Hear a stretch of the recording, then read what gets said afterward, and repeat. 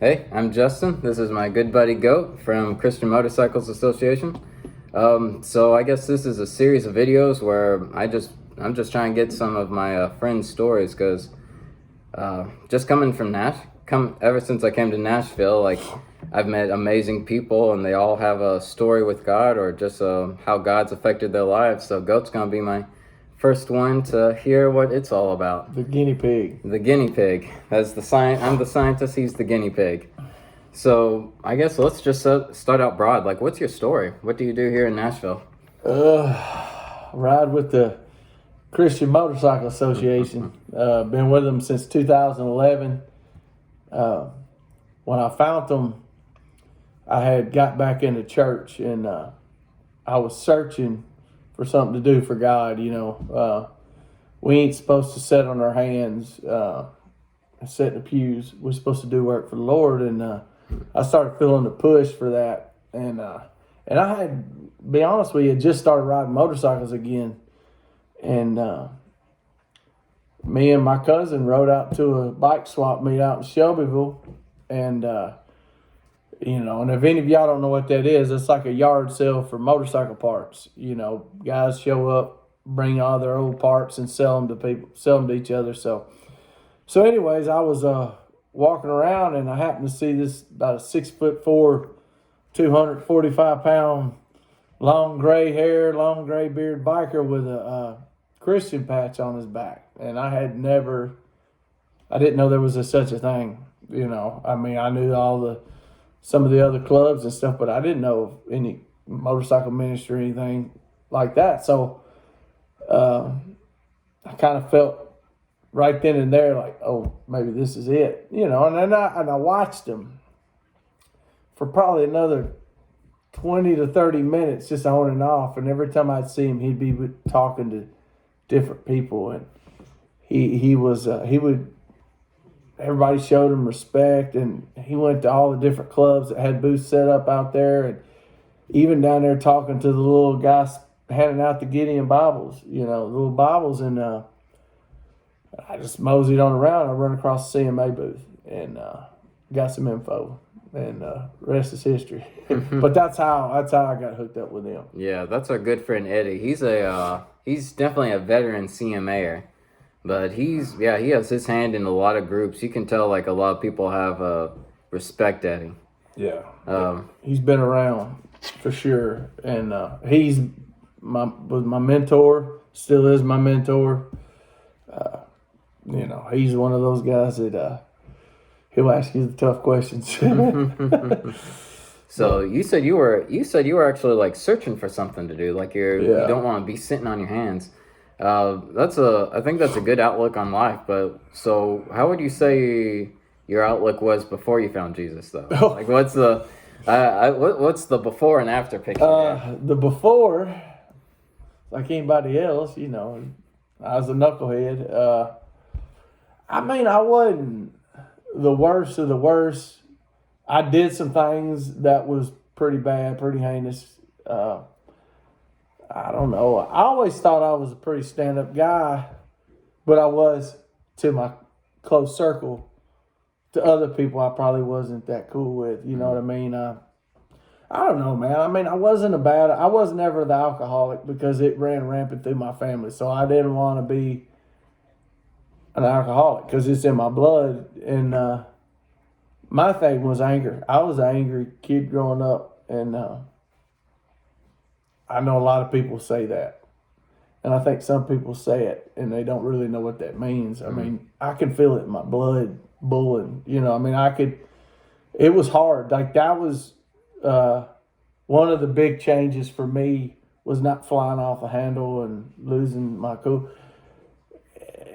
And little things could set me off back in, you know what I mean? And but that was my drug, was anger, because when you released, it was like a drug.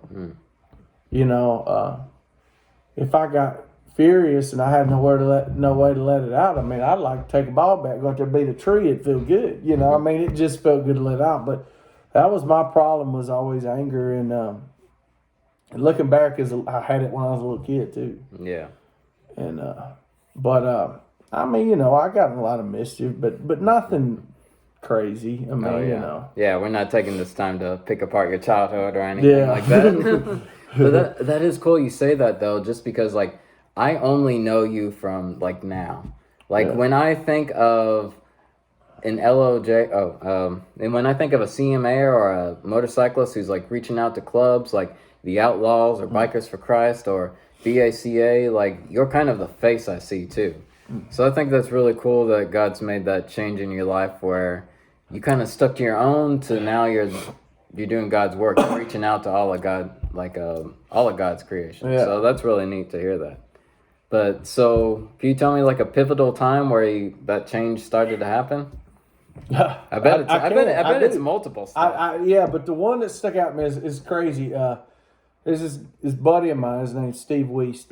Grew up playing baseball and stuff like that with him, and I would only see him through the summer.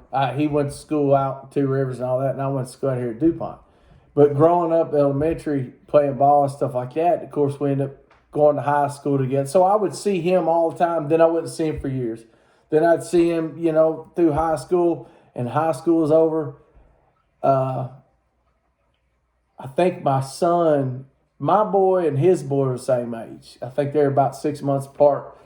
But seen him at the Rotary Baseball when our kids were 5 years old, or just turned 5, and wasn't just a, hey, what's up, you know, see, you know, kind of catch up a little bit. But it was that was the summer, and then that following December, my mother run into him at Cracker Barrel, and he's like, tell John we got a little wrestling team going to bring his boy up. So I brought my son up. What I didn't realize is my buddy, now mind you, last time I had been around him was high school in welding class in the back booth, you know, doing stuff we wasn't supposed to do. Now, fast forward, we got kids that are 5 years old, and he's a Sunday school teacher. So he kept saying, you need to come on out and visit church. He said, if you don't bring that boy to church, ain't nobody else going to take him. So I brought him out there, and that's started the slowly building up. Because I was there for a while as a Sunday morning Christian, you know, that kind of thing. Yeah. But it wasn't till 2011 where it like really got. I mean, I was saved as a kid, and I knew the Lord and loved the Lord, and knowing Him kept me out of a lot of. There's a lot of times where I didn't do things because I had Like that moral compass. Yes. Yeah. So yeah, but it was bringing. My buddy invited me to, and this is even funnier. When I go into church, you know who I see up there doing the usher? Yeah. Big K, Kevin Clark. Oh. First time I had seen Kevin in a long time. But yeah, that's the moment that brought me back right there. Yeah. No, that's neat. My son. Yeah, especially since like so far from your stories, I like how it's like people based. It's people centric. Like a big part of our motorcycle group too is not to say we don't have our own Bible studies, but we don't go around Bible thumping or naming off verses unless we feel like they could help somebody. But like people like Goat or people like Eddie or people like Big K, they like something amazing part of their stories is they like lead a Christian life for other people to see. When we go to those outlaw places, like they aren't waiting for them to see how Christian they are. They're waiting to see like what's so different about their life or what makes them different. So that's what I really like about those stories you're saying so far though. I got told one time you might be the only Bible some of those guys ever read. So Yeah.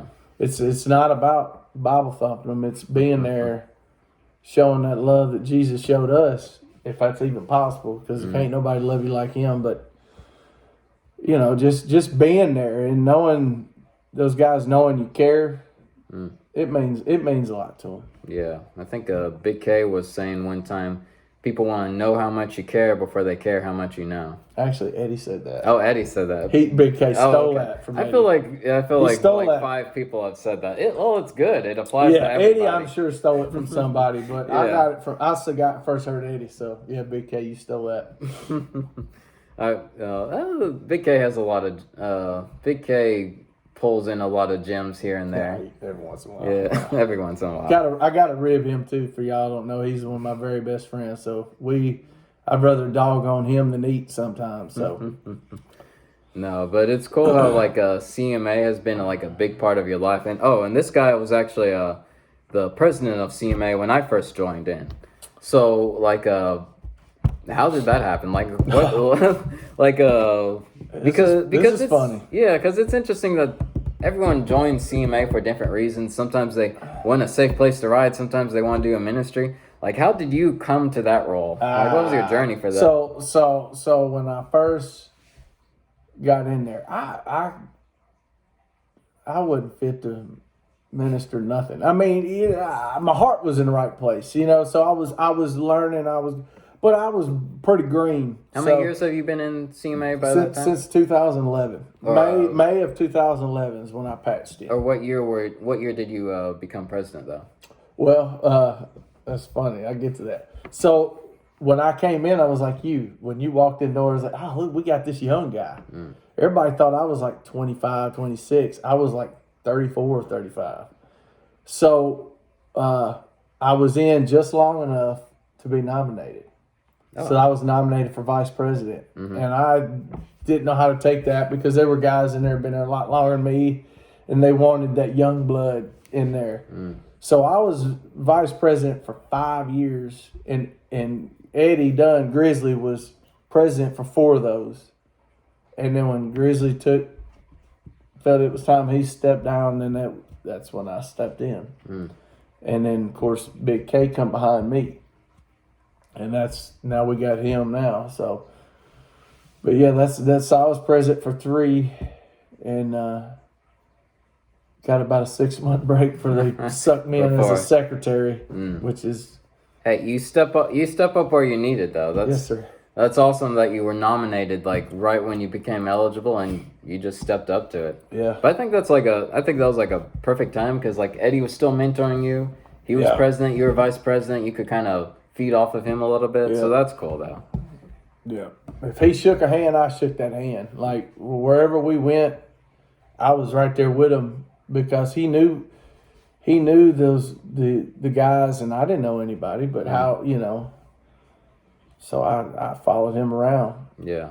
Did that role like help you in your journey as well? Oh yeah, for sure. How so? You know, I mean, first of all, in that environment, they want to see guys be there. They don't. You can't show up once every 2-3 months and build a relationship with the motorcycle world like that. They just it doesn't work for them. They're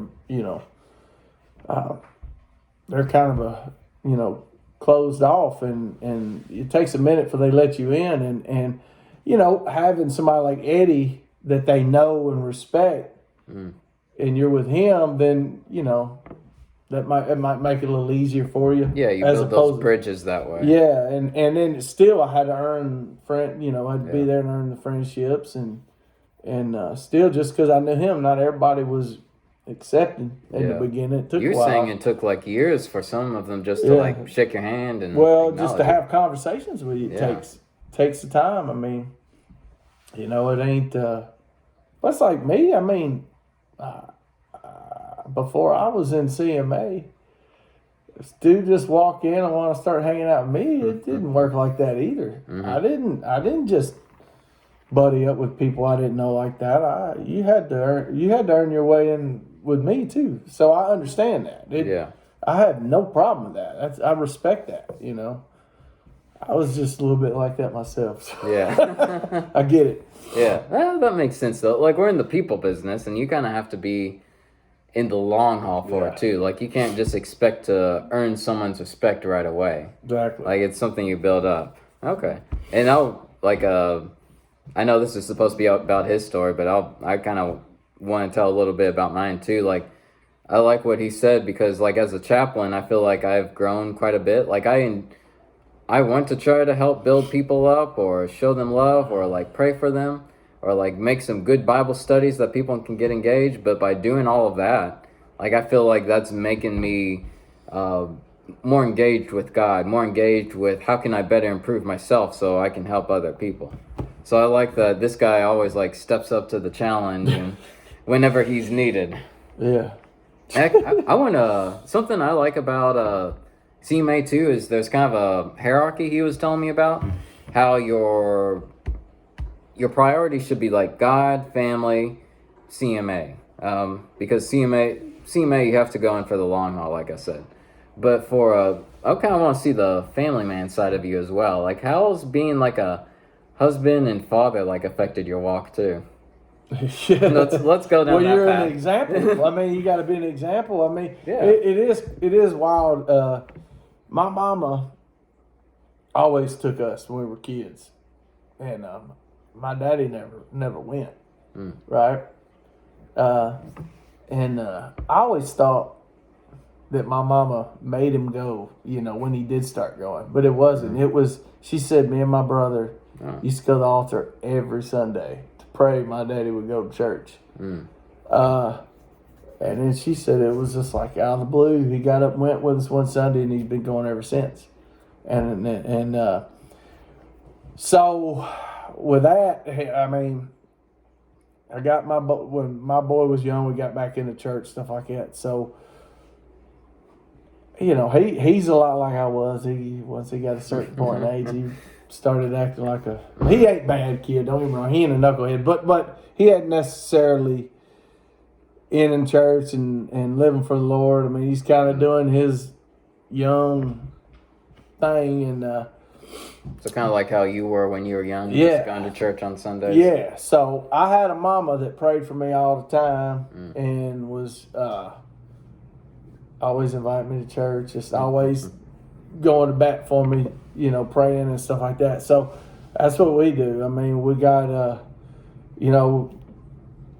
me and Rachel, we've been married for 3 going on 4 years, and she's got and by the way, I've known my wife since we were kids, so I've known her all my life. And I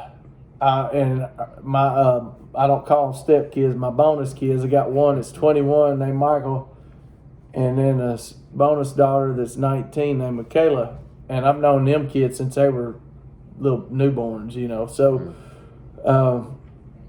but yeah, you just got to be that example, that light for them. I mean, because if they don't see you doing it, or at least striving to be the best you can be, who else is going to show them? Yeah. I think that could apply for like anything, because you don't get a lot of chances to have like heart-to-heart talks to people at like work or in the grocery store, but they'll see what you do. Your kids especially watch everything you do. Oh yeah, because they'll throw it in your face.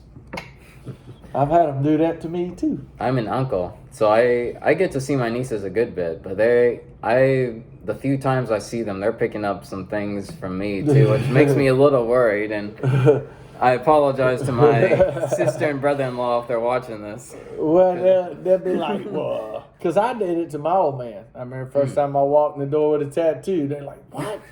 I was just barely old enough to get one. I was like, well, no man's got a couple. Oh. So I mean, should have done it, but that's you gotta really you gotta watch yourself, and you gotta try to raise your family up for the Lord, because it something Mom always said, that they might stray away, but they'll come back, and that's in the Bible, by the way, and that's what happened with me, and I know my boy knows the Lord, and I know Michael knows the Lord, and Michaela is more grounded in the Word than most kids her age, and she loves the Lord. There's no doubt about it when it comes to her.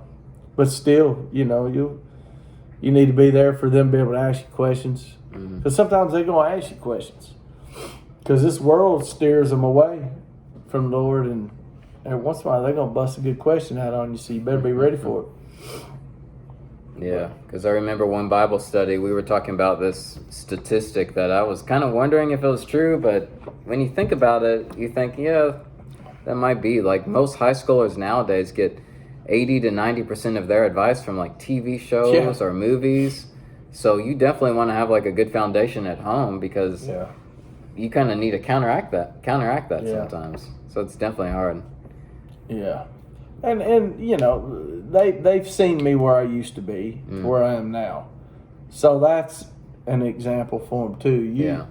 You can change. Yeah. And through Jesus Christ, you can do that. Now, if it ain't got the Lord involved, it won't last long. Whatever you're doing ain't gonna last. That's for sure. I've learned that too. That's well said. I like that. Well, do you have any other advice, or anyone else who might be going through doubts or troubles from your life that you want to dispense your wisdom to these viewers? Any final lasting words? My thing is something that I've come to figure out and understand. If you're a Christian and you love Jesus Christ and He's your Lord and Savior, there is something that everybody can do for Him. I don't care what it is. There's something you can do. You know, if you're gifted in music, you can do it. You can play music for, to honor Him. Whatever it is. Like, I never in my life thought I'd be in some kind of ministry, ever. If you would have asked me, like riding motorcycles for God. Oh yeah, never. I would have never thought that. So there's something for everybody out there, and we're in it to win souls for the Lord. I mean, yeah, one heart at a time. It's like I tell people, if you knew how to earn $1 million in one day, wouldn't you want to tell everybody else how to do it? You know what I'm saying? Yeah. So we know about Jesus. We know when we give our life to Him that we're going to live with Him in eternity forever. You know what I'm saying? We're going to live in heaven for eternity with Him forever in paradise. Why wouldn't we want to tell people about that? Why wouldn't you? Why wouldn't you want to do something to help bring people to the Lord? And that, like I said, there's something for everybody out there. Yeah, that's awesome, man. And that's hopefully what we can get out of these videos too. Like, I want this to be like an anthology series just to get everyone's story. Everyone has a gift. Everyone has a story. So, Goat, you had an awesome one today. Thanks for sharing. Appreciate you. But anyway, thanks for stopping by. Y'all stay blessed.